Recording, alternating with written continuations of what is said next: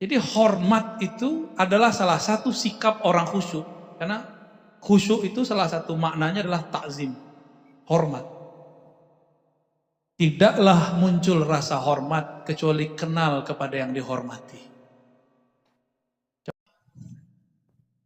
Mau ada tanya jawab? Silakan diatur. Ya. Sebelum acara ditutup dengan doa, kami buka sesi tanya jawab terlebih dahulu. Karena terbatasnya waktu, kami batasi 3 pertanyaan. Bagi Bapak Ibu yang ingin bertanya, silahkan mengangkat tangan.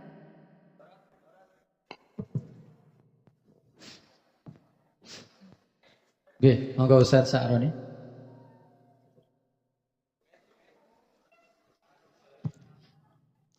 Assalamualaikum warahmatullahi wabarakatuh.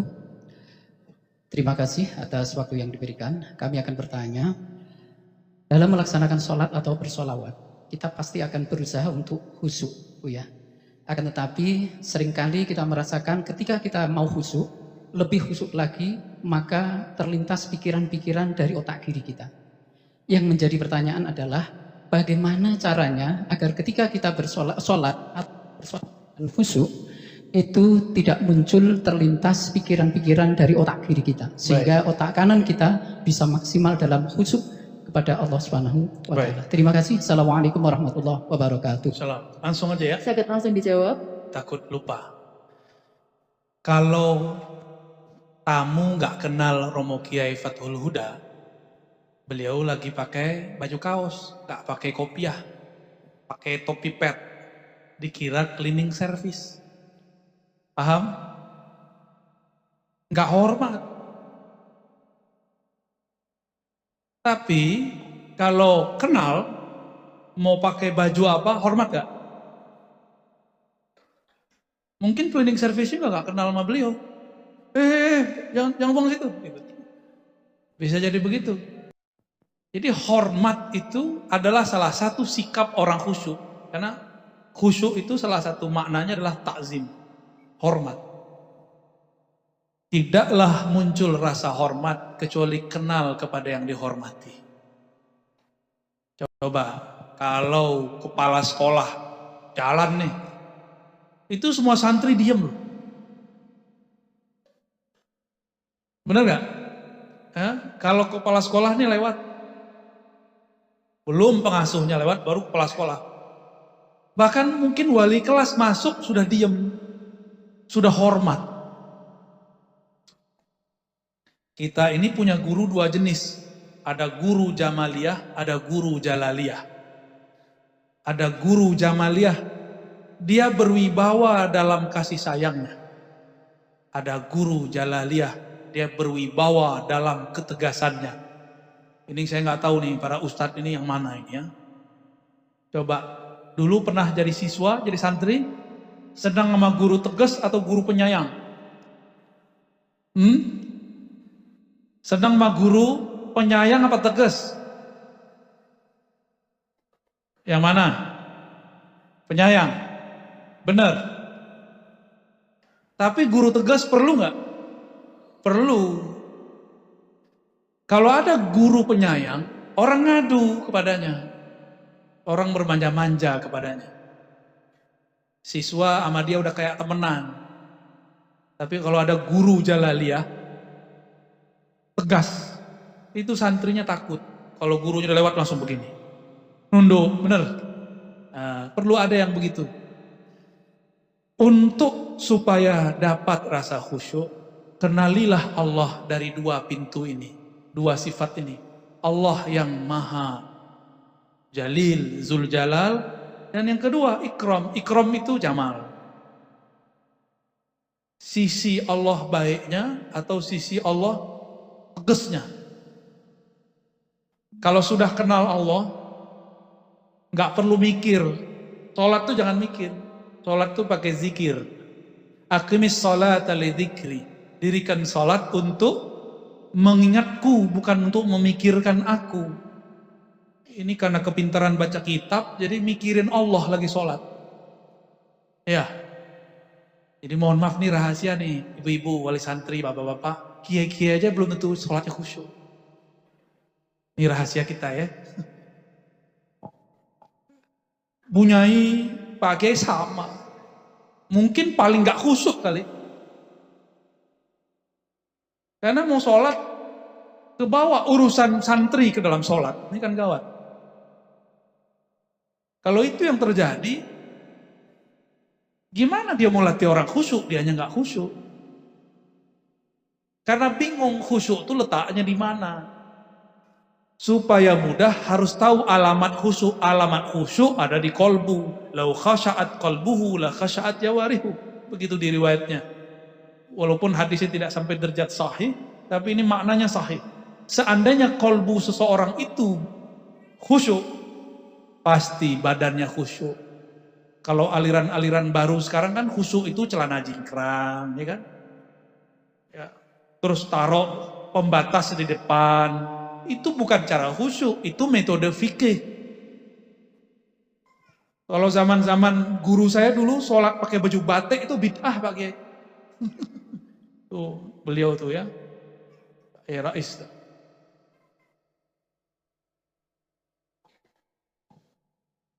Apa hubungannya khusyuk dengan baju batik? Ada nggak? Nggak ada hubungannya. Di zaman Rasul, orang nggak biasa pakai baju yang banyak modelnya. Maka Nabi menghindarkan itu karena menghindari kemewahan. Beda bab. Ya. Saya mau tanya Bapak Ibu, sholat depan Ka'bah dengan sholat di Masjid Akbar ya namanya. Masjid Akbar di sini, Tuhannya sama nggak? Sama Tuhannya? Beneran? Jangan-jangan beda lagi Tuhannya.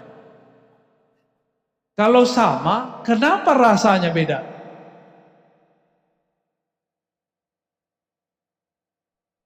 Kenapa rasanya beda? Kondisi. Apa namanya? Kondisi itu di baju atau di hati? Di hati. Maka ada namanya Rabitatul Ka'bah. Dibaca dalam usolli fardhu subhi rak'ataini ma'muman lillahi ta'ala. Kalau dalam lafaz lain kan mustaqbilal qiblati rak'ataini, kan begitu. Itu namanya Rabitatul Ka'bah. Mengkondisikan badan seakan-akan berhadapan dengan Ka'bah. Yang mengenalkan Ka'bah kepada kita siapa? Allah. Hebat tuh, Rasul berarti itu. Langsung Allah yang mengenalkan. Guru. Karena yang mengenalkan guru sebelum ingat Ka'bah pasti terlintas wajah guru. Namanya Rabitatul Mursyid. Rabitah kepada mursyid. Si mursyid bisa kenal karena guru sebelumnya. Guru sebelumnya karena guru sebelumnya. Bersambunglah itu kepada baginda Rasulullah SAW. Kalau rajin-rajin sholawat nanti diajak tamasya oleh Allah ketemu dengan Rasulullah SAW. Maka orang yang tidak hormat kepada gurunya haram ketemu Rasulullah SAW. Mustahil ketemu Rasulullah. Dia kurang ajar sama gurunya. Rasulullah mengatakan tuba liman ra'ani wa liman ra'a man ra'ani. Itu bukan tuba liman dakhala tuban. Beruntung tuba itu syajarah, suatu pohon keberkahan yang ada di surga. Maka diartikan beruntung, karena itu artinya pohon keberuntungan. Beruntung orang-orang yang memandangku. Jika tidak bertemu aku, yang bertemu orang bertemu aku. Kalau tidak bertemu orang, yang bertemu dari orang yang ketemu aku. Kita sebut dengan silsilah. Apa sebutannya? Kalau bahasa ahli hadisnya sanad. Nabi bersabda, "Shollu kama ra'aitumuni usolli." Salat seperti kamu melihat salat, melihat aku salat. Ada di sini yang pernah melihat Nabi salat? Nabi di Jakarta ada Nabi, namanya Ahmad Musodik. Tapi saya nggak pernah lihat dia salat. Gimana? Ada yang lihat Nabi salat? Kalau saya baca hadis, udah lihat Nabi belum? Belum. Nah, ini tantangan anak-anak muda ke depan, anak-anak kita, Bapak Ibu, akan muncul gerakan-gerakan baru. Mereka itu tidak sabar berguru.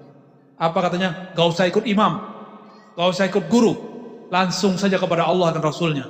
Langsung ke Quran, langsung ke hadis. Padahal Nabi ngomongnya apa? Sholatlah seperti kamu melihat aku. bukan seperti kamu melihat di buku. Gak ada. Apalagi sholat melihat YouTube. Sekarang ada cara sholat baru, mazhab al-YouTubiyah. Jadi dia gak mau belajar sama guru, dia langsung belajar pakai YouTube. Hasilnya ya begitu, kurang ajar sama guru. Jadi bergurulah kepada ahlullah, nanti dibawa ke hadiratnya. Insya Allah. Siapa ahlullah? Orang yang mewarisi kolbunya Rasulullah. Bukan hanya sorbannya, bukan hanya sarungnya. Nabi gak bisa baca kitab kuning, tapi bisa baca kitab langit. Lebih keren mana? Ini ada kiai ngomong, Nabi itu ummi gak bisa baca kitab, tapi kayak merendahkan Nabi. Jangankan kitab itu, kitab yang di langit aja dibaca oleh Rasulullah. Ya, kitab takdir kita aja dibaca Rasul. Lebih keren gitu ya Ustaz ya. Wallahu a'lam bishawab. Assalamualaikum warahmatullahi wabarakatuh. Terima kasih yang kami hormati Abuya Ar-Razi Hashim. Kita sering melihat di YouTube ustadz-ustadz yang sering membid'ahkan, memusyrikkan dan mensyirikan ibadah kita Ahlussunnah wal Jamaah. Itu secara masif dan efeknya saya pikir itu sangat berbahaya karena di luar Jawa kemarin NTB kalau nggak salah sampai ada pembakaran dan lain sebagainya. Ini kita mensikapinya seperti apa Ustadz? Karena secara masif mereka terus-menerus membid'ahkan dan bahkan mengkafirkan kita. Bagaimana kita menghadapi atau mengkanter mereka-mereka Ustadz yang ada di YouTube? Terima kasih. Assalamualaikum warahmatullahi wabarakatuh. Assalamualaikum warahmatullahi wabarakatuh. Karena YouTube ini bisa didengerin siapa aja, di mana aja, maka kita harus ada di YouTube. Kalau TV kan gak bisa dibawa kemana-mana, kegedean. Ya, YouTube bisa ditonton di mana aja. Sebelum tidur, bahkan ada yang jadi pengantar tidur ya. Gimana sikap kita terhadap dai-dai yang membid'ahkan amalan Ahlus Sunnah wal Jamaah? Kalau dulu ahli kitab menganggap Nabi Muhammad dan para sahabat itu sesat, lalu Allah berfirman, idfa' billati hiya ahsan. Idfa' billati hiya ahsan. Ya, biarin Bu, kasihan anaknya nangis. Ya. Saya juga punya anak, jadi saya tahu perasaannya. Ya. Idfa' billati hiya ahsan. Tolaklah, tanggapilah dengan cara yang lebih ahsan. Ahsan itu kalau dia ilmiah, kita harus lebih ilmiah. Dia baca hadis, kita harus lebih mantep baca hadisnya. Dia penampilannya keren, kita juga harus keren penampilannya. Dia ceramahnya bisa dipahami banyak orang, kita juga harus mulai membahasakan ceramah kita supaya didengar oleh banyak orang. Dia keras, jangan dengan keras, itu namanya ahsan. Kita dengan kelembutan. Tidak adalah kekerasan dilawan dengan kelembutan kecuali yang keras kalah. Benar nggak Bapak Ibu? Bapak Ibu lebih paham dari saya lah ya. Keras, lembut. Bapak-bapak ini keras. Dipegang ibu lemes langsung. Makanya Allah itu Rahman Rahim. Kalau bahasa anak muda sekarang di kampus, Allah maha feminin. Maha Rahman dan Rahim. Bukan maha kebapaan. Gitu ya. Jadi kita harus mulai. Maka ustadz-ustadz yang bagus di sini secara hujah, keaswajaannya terlatih, harus mulai masuk ke YouTube, masuk ke Facebook, masuk ke Instagram. Gak usah keren pakai video yang bagus, pakai yang kecil ini apa namanya, smartphone. Jangan bergerak sendiri, bergerak berjamaah. Ya, bergerak sendiri berarti kita yang pengen terkenal. Kita nggak mau terkenal, capek Pak terkenal itu. Nggak enak terkenal itu. Tapi lebih enak terkenal di langit. Ya. Kalau terkenal di langit, orang terkenal di bumi dipatwal sama polisi. Di langit juga sama. Kalau terkenal di langit ada patwal langit, cepat usulnya kepada Allah Subhanahu wa Ta'ala. Jadi kita harus membalas dengan yang baik. Sekarang mereka belum main fisik, Pak. Tapi nanti bakal ada masa mereka main fisik, karena itu kabar dari Rasulullah Sallallahu Alaihi Wasallam.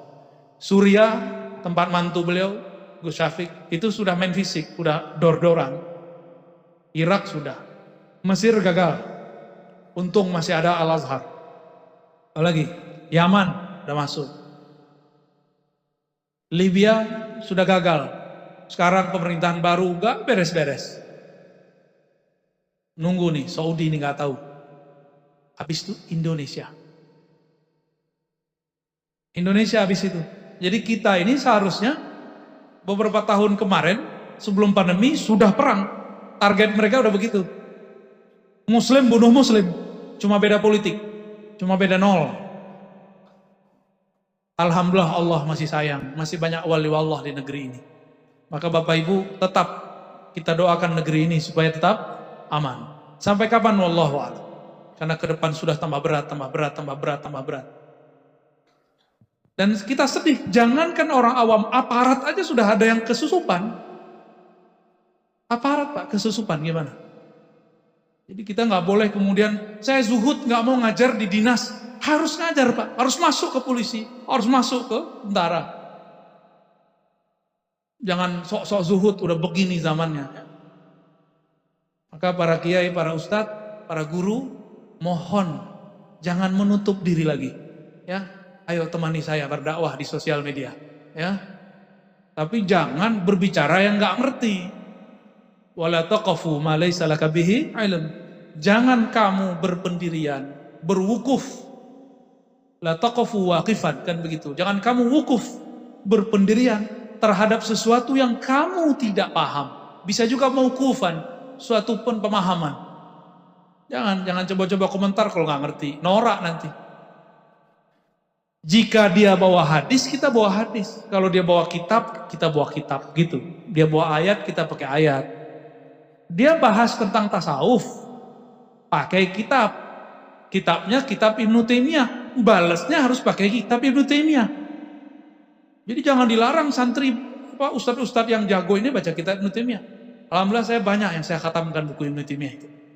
Jadi mereka mau belok kemana aja kita kejar. Ya, bener nggak? Ternyata nggak bener. Contoh, mereka mengatakan tawasul syirik. Benar nggak? Ibnu Taimiyah tidak mengkafirkan, tidak mensyirikkan tawasul semua. Ada tawasul yang dibolehkan. Apalagi, mereka mengatakan robitoh mursyid syirik. Tunggu dulu. Ibnu Qayyim murid Ibnu Taimiyah berrobitoh kepada Ibnu Taimiyah. Ya, zikir nggak boleh dengan angka tertentu. Lah Ibnu Taimiyah ba'da subuh sampai istiwa zuhur nggak berhenti baca zikrullah. Ibnu Taimiyah, Imam Salafi Wahabi. Nah, saya mau tanya nih, di sini akidahnya pakai kitab apa? Jangan sampai kitab Soleh Fauzan, ya. Di kitab itu dianggap syirik orang tawasul, dianggap syirik orang tabarruk, dianggap kufur orang maulid karena menyerupai Nasrani. Harus kembalikan kepada kitab ulama Nahdiyin yang lama yang sudah pakai kitab akidah Ahlussunnah. Ada beberapa pesantren Nahdiyin kitabnya sudah diganti. Kitab Aswaja, tapi namanya doang, dalamnya bukan Aswaja lagi. Hati Bapak Ibu, tidak semua kitab gundul itu benar. Karena kitab gundul itu manusia yang buat. Kalau Al-Quran kan langsung dari Allah. Ya, ini jangan sampai. Beberapa pesantren kita kasih tahu nggak mau, malah saya dimusuhi. Pak Kiai, ini kitab berbahaya. Kitab tauhidnya. Siapa namanya tadi? Soleh Fauzan. Di situ dia bagi tauhid jadi 3 dan dia katakan Asy'ariyah sesat, Maturidiyah sesat. Dia katakan Sufi ubadul kubur. Sufi itu penyembah berhala kubur. Gimana tuh? Aduh, saya kalau bahas gitu ntar jadi tentara lagi Pak. Ntar jadi galak lagi saya. Saya belajar tasawuf supaya kolbu saya lembut. Ya. Nanti ada kiai muda di Surabaya namanya Ma'ruf Khozin. Undang beliau untuk masalah begitu. Ya, sahabat saya. Baik. Masih ada? Untuk Bapak, satu lagi untuk Bapak, kemudian dua nanti dari Ibu. Mic-nya di sana.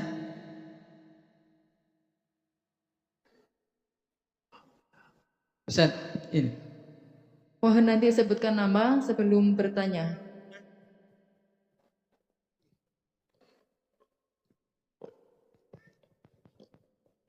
Assalamualaikum warahmatullahi wabarakatuh.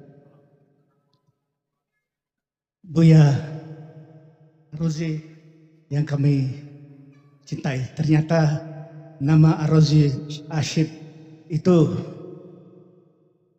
ada nama Hashim itu cinta betul dengan Tuban ini. Saat saya 78, 79 itu ziarah itu sampai ke Payakumbuh. Sampai di sana juga ada yang namanya Syekh Hashim. Dan itu Nahdien kita, ini juga Hashim Asy'ari. Jadi nama Hashim itu memang cinta dengan orang Tuban. Dan nyatanya sudah ada bibitnya. Nah, untuk selanjutnya mempersingkat waktu sebelum pada Buya, ini tadi ada dari Kiai Romo Kiai Huda itu soal wali, bumi wali, gak usah khawatir. Karena ruh wali-wali Allah dan ruhnya ini orang-orang yang bertarikah nasabah seperti itu akan hadir juga di sini. Jadi Bapak Buya Rozi yang kami sayangi, dengan adanya mereka yang dikembangkan di sini, tentunya insya Allah ini yang akan menjadi tadi ceritanya sebagai senjata tangkal radikalisme dan intoleransi itu. Hanya masalahnya yang satu, karena ini adalah berkaitan dengan jargon yang Buya juga menyetujui, itu bergerak dengan hati dan mencerdaskan generasi. Tentunya bina anak soleh lembaga ini, tentunya yang kita bukan khawatir, harus kita tangkal yang namanya di tingkat nasional itu, kita harus berpartisipasi untuk menjaga keutuhan dan rentan terhadap malpraktisnya surau-surau atau pondok-pondok kita.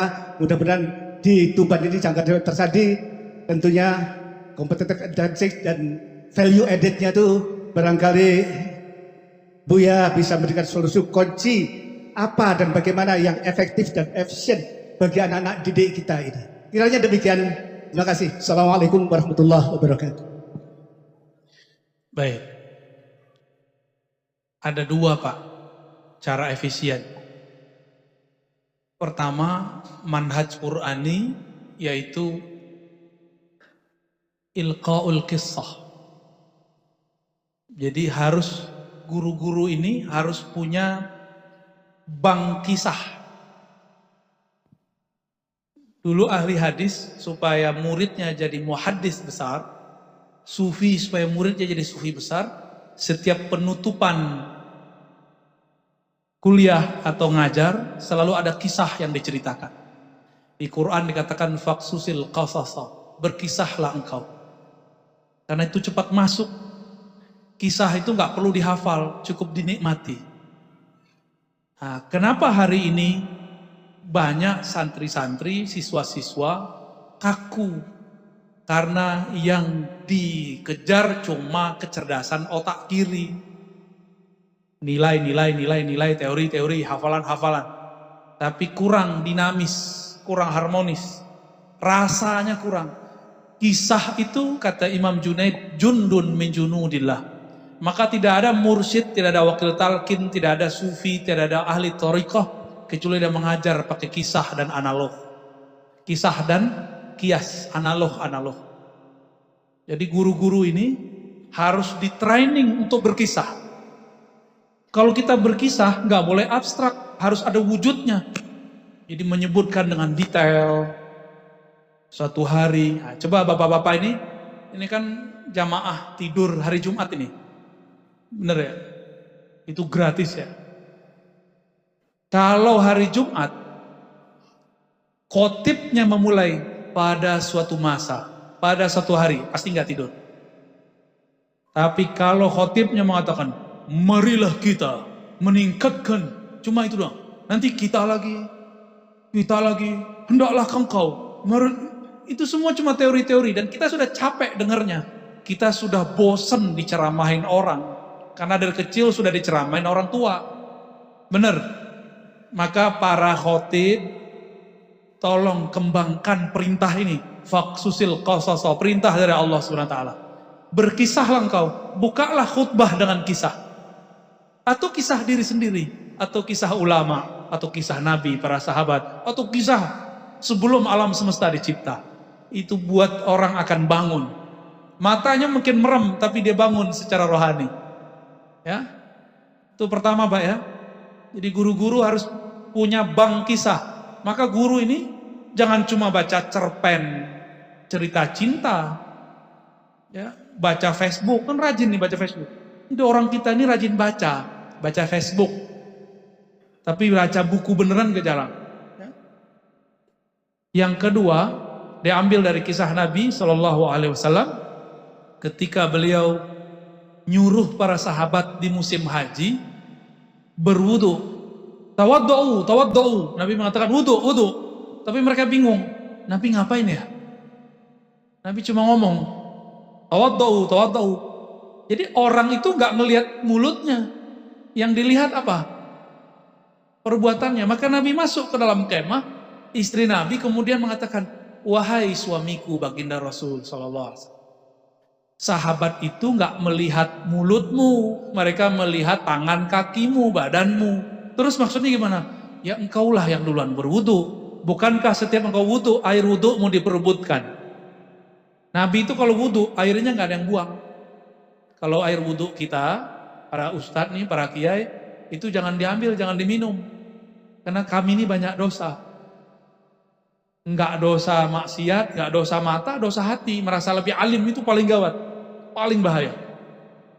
Lalu benar, Nabi panggil khodamnya, Mughirah atau siapa waktu itu namanya. Karena Nabi kalau keluar, biasanya Mughirah yang datang. Atau Anas bin Malik. Diambilkanlah secangkir. Tapi dulu cangkirnya bukan begini, pakai kain. Dituang pelan-pelan. Enggak ada air keran. Enggak kayak orang Indonesia, datang ke Mekah, kerannya dibuka segede-gedenya. Itu air buang-buang, dia berwudu dengan syaitan. Karena orang mubazir itu teman setan. Wudu itu kecil-kecil aja. Bapak Ibu kalau ke Eropa, ke Australia, kalau wudu kencang-kencang, itu langsung habis air di kota itu. Kecil-kecil kalau wudu, mandi, ya, kalau nggak perlu tutup. Lalu Nabi wudu, ya. Di bawahnya ada tempat nampan nampung.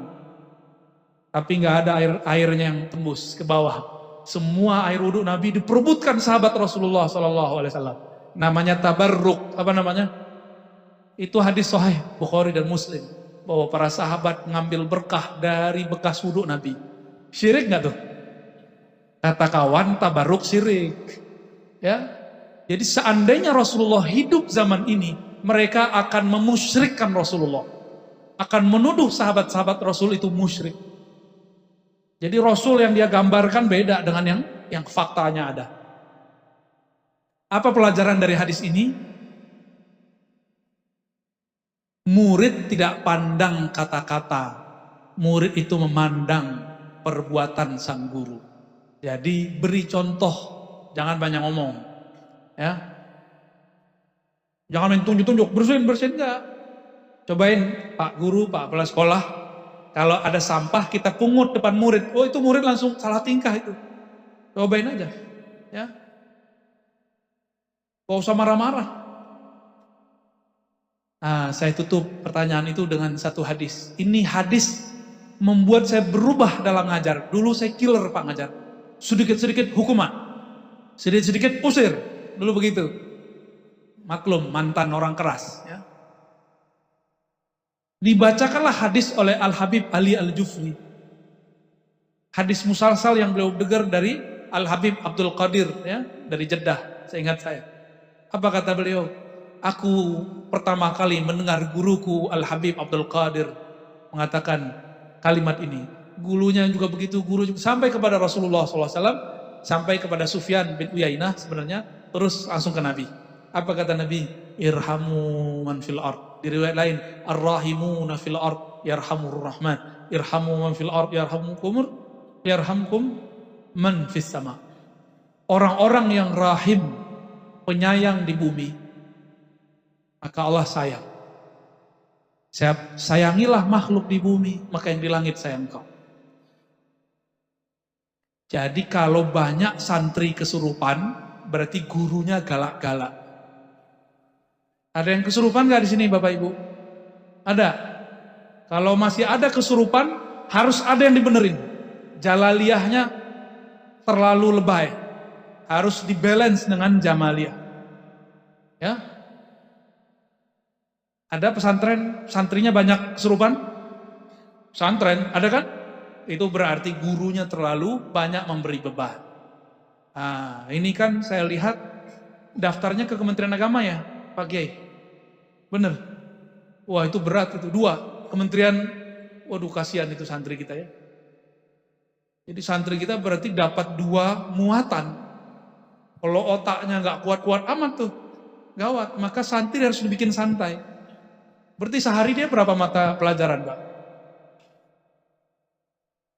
Ada berapa tuh? Dari pagi sampai sore. Ada mata pelajaran Kementerian Agama, ada pendidikan. Berarti santri itu orang hebat. Ketika yang umum cuma belajar 1 muatan, dia belajar 2 muatan. Nanti kuliah gampang insya Allah. Yang penting jangan stres. Kalau kami dulu mensiasati, fikih Kementerian Agama itu diganti pakai kitab fikih Arab. Jadi mereka tetap belajar kitab. Walaupun cuma dasar-dasar matan ujurumiyah. Daripada fikih proyek, kan fikih proyek gitu Pak. Buku modul-modul itu proyek itu, bukan lillahi itu. Lil fulusi ta'ala. Sedangkan Imam Malik mengatakan wa malillahi baqiyah. Yang karena Allah pasti kekal. Itu sebabnya buku-buku modul setahun ganti. Coba kita nyantri dari dulu sampai sekarang masih jadi santri, nggak pernah ganti matan takrib. Ada yang berani ganti? Pecat jadi ustad. Ya, nggak berani kita ganti. Kenapa? Lillahi baqiyah. Sepengarangnya mengekalkan itu dengan cara memulangkan itu kepada Allah. Dia niat nulis kitab karena Allah. Niatannya itu cukup kan? Cukup. Satu lagi, Abu ya. Terakhir, di belakang ya, yang belakang, kerudung hitam, batik hijau, mohon diberikan mic-nya.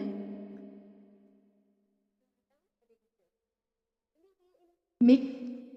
Oh iya. Nggih.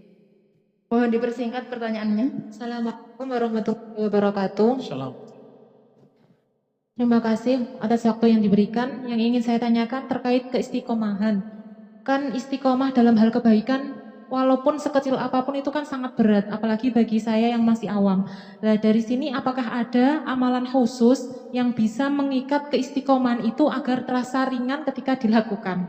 Itu yang pertama. Yang kedua, saya ingin meminta sesuatu terkait jenengan tadi kan membahas tentang pentingnya sanad atau silsilah keilmuan. Dari sini saya ingin meminta ijazah jika jenengan berkenan masalah doa yang tadi jenengan jelaskan, yakni Allahumma a'inni ala dzikrika wa syukrika wa husni ibadatik. Terima kasih. Assalamualaikum warahmatullahi wabarakatuh. Assalamualaikum warahmatullahi wabarakatuh. Cara istiqomah ada amalannya enggak? Ini pertanyaannya hampir di seluruh Indonesia sama. Jadi kita ini dari kecil diajarkan kalau mau begini amalnya ini. Itu thariqat lama, saya sebut itu thariqah qadimah, thariqat jadul.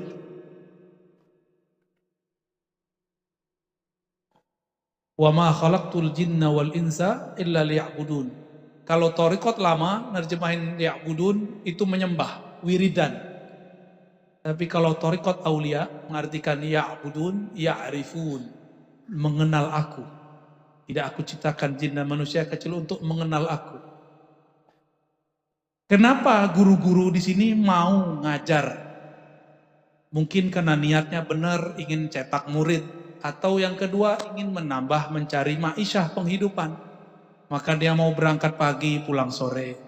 Kenapa ada orang mau jadi PNS, mau jadi karyawan, mau jadi kontraktor, segala macam pengusaha, dagang.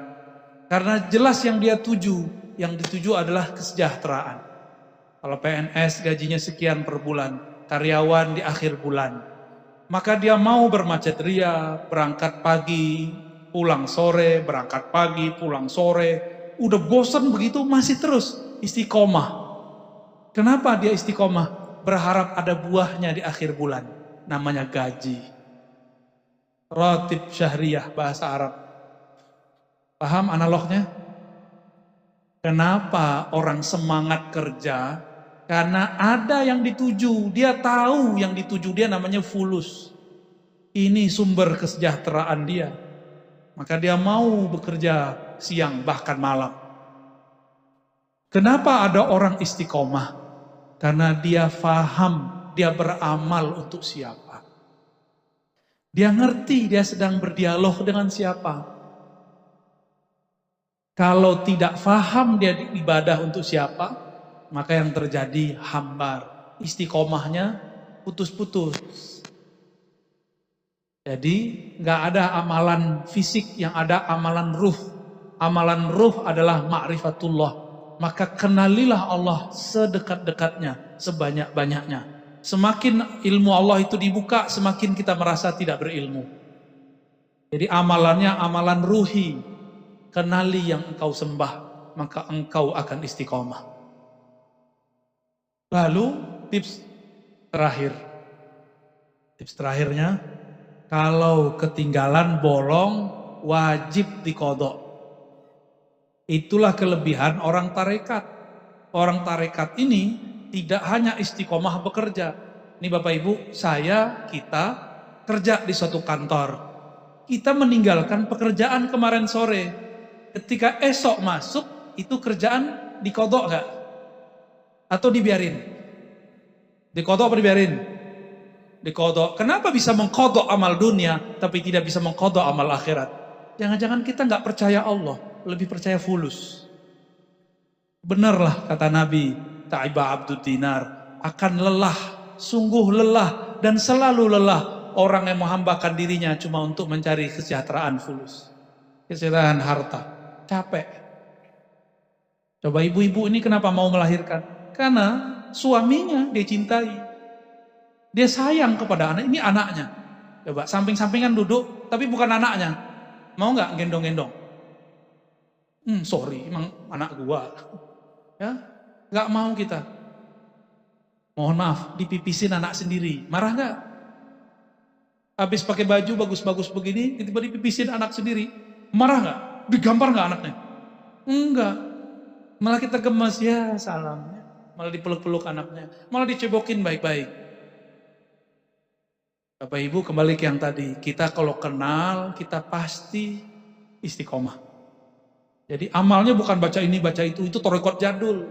Udah ketinggalan thariqat begitu. Orang sekarang udah pakai gadget untuk masalah duniawi. Untuk masalah ukhrawi. Belum ada percepatan thariqah. Ya. Thariqah itu harus ada revisi, namanya thariqah. Tujuan kita mencapai ma'rifat. Beda zaman, thariqah harus ada revisi. Walaupun namanya Naqsyabandi, Syazili, Qadiri. Harus ada revisi metodenya. Nah itu kewajiban para mursyid-mursyid yang wasilin ilallah. Yang kenal kepada Allah. Tentu atas izin Allah dan restu Rasulullah Sallallahu Alaihi Wasallam. Gak boleh buat thariqah sendiri. Ya, begitu juga dalam yang tadi. Adapun ijazah mengenai doa Allahumma a'inni ala dzikrika wa syukrika wa husni ibadatik, ini adalah doa yang diajarkan ke Nabi kepada seorang sahabat, dan Nabi mengatakan inni uhibbuk. Disebut al-musalsal bil mahabbah. Musalsal dengan cinta. Setiap guru mengatakan, wahai muridku, aku mencintaimu. Maka saya mengatakan, ayuhal hadirun hadirat, inni uhibbukum. Aku mencintai yang hadir semuanya. Fakulu fi kulli dubiris shalah, maka tolong dibaca setiap selesai sholat. Apa yang dibaca? Yang bicara nggak dapat ijazahnya. Ya. Fakul fi kulli dubiris shalah, Allahumma a'inni ala dzikrika wa syukrika wa husni ibadatik. Ini kalau saya pakai Jalaliyah saya udah marah-marah. Tapi kalau pakai Jamaliyah kita maklumi ya. Udah capek ya duduk dari tadi pagi ya. Ya. Apa kata Nabi? Aku cinta kepada engkau wahai Abu Darda, wahai Mu'az, wahai sahabat. Maka bacalah setiap selesai sholat. Atau dubur sholat artinya ujung sholat. Sebelum assalamualaikum boleh. Allahumma a'inni ala dzikrika wa syukrika wa husni ibadati. Ya Allah, bantulah aku mengingat Engkau. Yang kedua, wa syukrik. Ini doa minta kaya tanpa perlu fulus. Jadi jangan minta fulus kepada Allah. Mintalah syukur. Orang kalau syukur pasti punya wa syukrika. Nabi itu nggak pernah minta ya Allah kayakan aku, enggak. Tapi Nabi minta ghayahnya, minta ma'rifatnya. Ma'rifatnya fulus itu syukur. Jangan minta fulusnya. Jangan minta bikin rumah. Jangan minta beli mobil. Maka kalau ketemu Pak Yai Huda, jangan bilang, Romo Yai doain bisa beli rumah. Jangan begitu doanya. Doanya gimana? Romo Yai doain supaya jadi hamba yang bersyukur. Kalau orang bersyukur berarti dompetnya, mobilnya, rumahnya, bojone, itu bahasa kasar ya.